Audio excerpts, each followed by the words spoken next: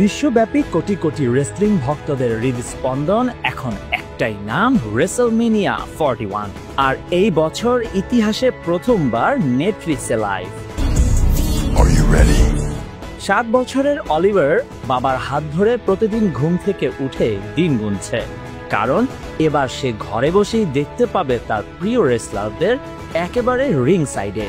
হ্যাঁ, এবার আর কেবল আমেরিকা নয়, 700 মিলিয়ন দর্শকের সম্ভাব্য স্ক্রিনে ছড়িয়ে পড়ছে WWE। পল ট্রিপল এইচ লেভেক বলেছেন, নেটফ্লিক্স মানে এক ক্লিকে আপনি একেবারে রিং এর পাশে। এটাই তো স্পোর্টটেইনমেন্ট। জন সিনা কি পারবেন কোডি রোডসকে হারিয়ে 17তম বারের মতো ইতিহাস গড়তে, নাকি আমরা দেখব সিনার বিদায়? আর এবার নারী রেসলারদের কথাও ভুলে গেলে চলবে না। রিয়া রিপলি, বিয়ানকা বেলেয়ার আর আয়ো স্কাই মুখোমুখি এক ভয়ঙ্কর ট্রিপল থ্রেট ম্যাচে। টিফেনি স্ট্র্যাটন বনাম শার্লট ফ্লেয়ার, এক কথায় ড্রামা, অ্যাকশন, অ্যাটিটিউড সব একসাথে। লাস ভেগাস শুধু এই ইভেন্ট আনতে $5 মিলিয়ন খরচ করেছে।